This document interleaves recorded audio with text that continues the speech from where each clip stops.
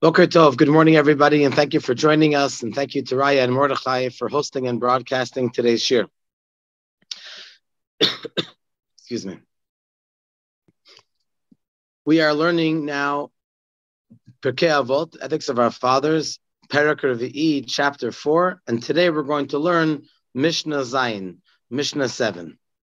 The previous Mishnah, in the previous Mishnah, the author was Rabbi Yossi, and today we're going to learn about another Mishnah from the son of Rabbi Yossi, Rabbi Yisroel. And in general, we learn about not only how to learn Torah, but also how to be a proper judge in the Beit Din, in the Jewish court. So hopefully you have your Siddur or your Mishnah open into Pirkei Avot, and let's begin Mishnah 7. Rabbi Yisroel b'no Omer. Rabbi Yisroel, the son of Rabbi Yossi, says, Hachosech atzmo min adin, one who refrains themselves from judgment, which means they don't run away from judgment. Judgment of Torah is a holy thing, is a special thing. Rather, he tries to work out an agreeable compromise instead of going to court. That is something which is complementary. As the Mishnah says, Porek mimenu, he removes from himself Eva, hatred, Vigazel, and theft, Ushvuat shav, and a possible vow in vain, which means as follows. When two parties come to a Beit Din, so at the end of the day, the Beit Din is going to have to rule according to one of them. So even if they both, of course, follow the verdict of the Rav, of the rabbi, of the judge in the Beit Din, nonetheless, there still is naturally going to be some kind of hate and some kind of negative feeling between them, and also the one that lost, between him and the judge, the Rav of the Beit Din. So if a person brings themselves to a compromise, then they're saving themselves for the whole scenario. They're saving hatred. Possible theft. It's possible. We're going to see soon in the Bartanura. But the point is that if someone does a compromise and both people come to an agreement, then it's easier. It's more accepted amongst both parties, even the party, as we'll see soon, the party who may know that he's right.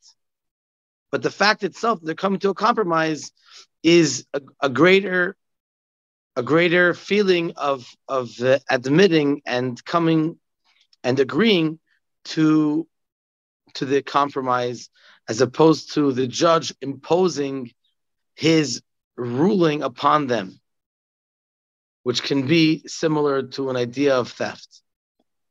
And then finally, Shavuot Shav is a vow which is may be done in vain. In other words, in the process of trying to figure out who owes whom, there are certain cases when a person has to make a vow and to say, I for sure do not owe this individual anything. Which means that you could save any time that you could get away without making a vow, even if you're 100% right, it's better to get away without it. And especially one of the greatest mitzvahs, it's in the Seret HaDebrot, Lo tisad Shem Hashem Elokecha lashav. And of course, part of that mitzvah is also about the vowing in Hashem's name, that if it's obvious, and even if you're saying the truth, but it could be for no reason, it could be that you could have taken care of that. So not being in the Beit Din can have a positive implication. The second half of the Mishnah discusses from the side of the people who come. Let's say that again. The first half of the Mishnah discusses the people who come to Beit Din, how they should try to avoid coming to a Beit Din. Now we're talking about the judge, the Rav, he who is giving the ruling. The Hagasti Bo B'Hora'ah, someone who has a great level of ego, who acts arrogantly in issuing a ruling, is number one, Shoteh, a fool, an evildoer, and finally, Gas Ruach, he is arrogant. Now, according to most interpretations, this is obviously talking about, this part of the Mishnah is talking about the Rav, the person on the Beit Din, the judge. So according to some interpretations, we're talking over here about someone who is sitting in front of someone who is greater than him and has better qualities of being on the Beit Din. So someone who's smaller, he should really be giving the platform to the greater person. But let's call him the simpler person, who jumps and wants to give the ruling, that is wrong. Number one, that's being arrogant. First, you give place for the person that's greater. I have to mention, I'm pretty sure that when it comes to issues of dinei nefashot, if a person needs to be killed or not for a certain avera, then we don't start from the top, we start from the bottom. Because we're sure that if the person that's on top, if he gives his ruling, then no one's going to want to argue with him. Over here, we're talking about a much smaller court. And we're going to hear what you have to say, but first you have to give respect, and maybe whatever the greater person says, that should be the main spirit of the ruling. And no one else should jump in the middle. Russia, it's definitely a negative thing. And also, Shota, according to one interpretation, the reason why he's a fool is because we know that ever since the Beit HaMikdash was destroyed, we don't have nevuah, we don't have prophecy. And this person thinks that he has prophecy. It's he's definitely not more learned than the greater person than him. But he should not be jumping to give his own opinion. First, he should allow the greater Rav to first give his opinion.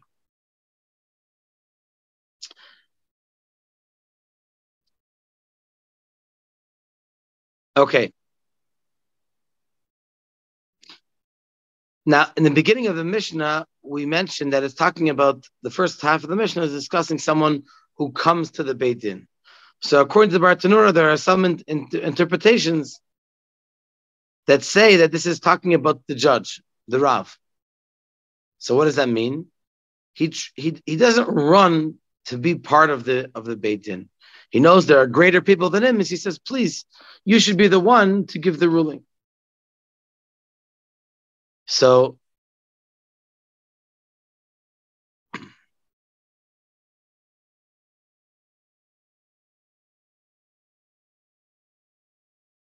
now I would like to share with you a very interesting interpretation from the Pirush that's called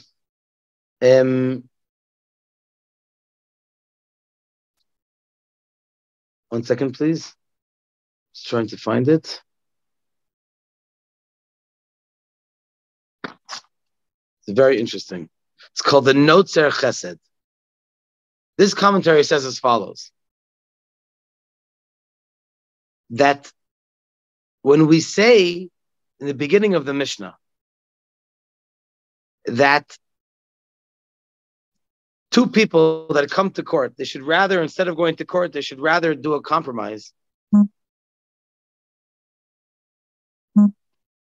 So he says, the Notzer Chesed says that even a person who's being sued by his friend for money that he knows he's not owed, he should avoid taking the matter to court. Why? Because he should try, number one, to appease his friend with soft words. And if that doesn't work, he should pay the money which he knows that he does not owe. And he should avoid negative experiences for going to court. And he explains that nothing in the world happens by chance. No big thing or small thing. And it's possible that this individual owes his friend money from a previous lifetime. And Hashem, the Holy One, blessed be He, is granting him now a chance to repay what he owed him previously.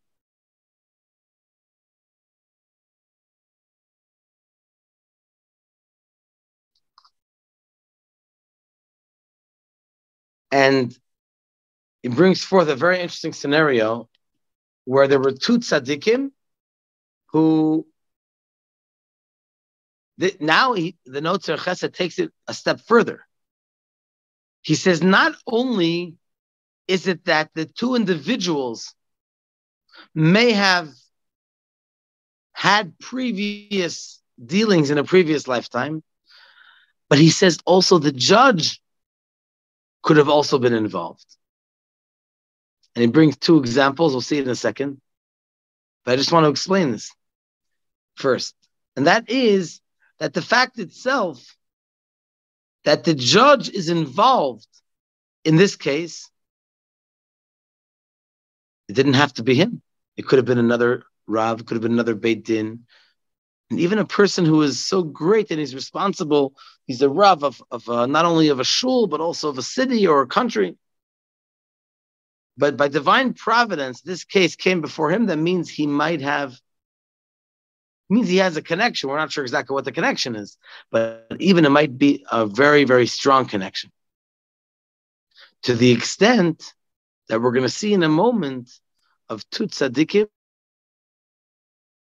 participated in the cost of this transaction. This is unbelievable. Avraham Avinu and David HaMelech. Are you ready?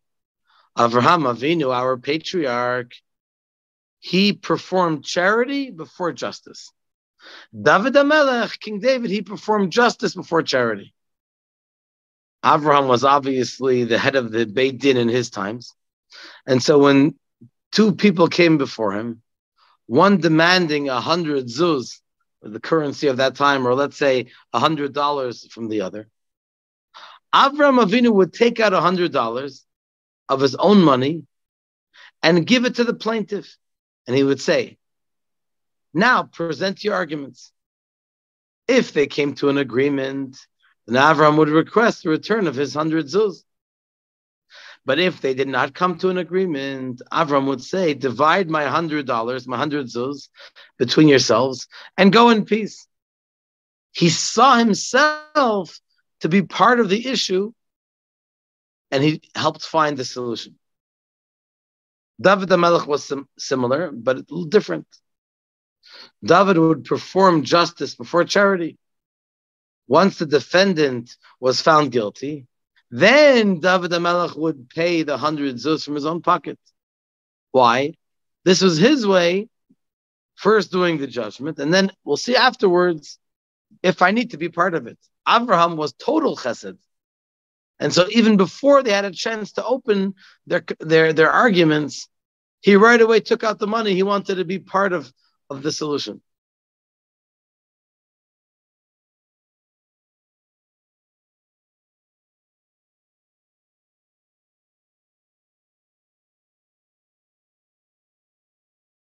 Okay, here's something interesting from the Maharal of Prague. There are many Hasidic interpretations that come from him. In fact, the Tanya is based on the Maharal of Prague, amongst other great tzaddikim. So the Maharal of Prague says as follows: a humble person recognizes the depth of the Torah and the inadequacy of the human mind. He realizes that the Torah is eternal, while he is of the temporal. He is therefore not hasty to declare that he is certain of the Torah law in a given case.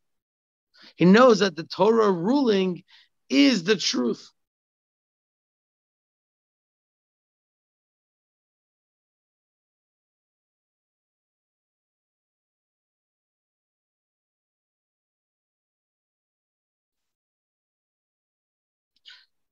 A person, presumably, is inspired to judge because the justice is one of three pillars upon which the world stands. We learned that earlier in the last Mishnah of chapter 1, Mishnah 18. It says the world is sustained upon three pillars: Al ha'emet, on the truth; Al ha'mishpat, on judgment; Al ha'shalom, and on peace. So if a person rules incorrectly, he will cause the innocent to hate him. That's the first thing in the Mishnah. That he saves himself from Eva. Eva is hatred. So right away we're talking about peace. That's the third pillar upon which the world stands. He's also saving him. When a person doesn't judge correctly, he might be causing theft. That's the opposite of justice. And then the third thing is emet. He may be mistakenly causing one of the individuals to swear falsely, which is the opposite of truth.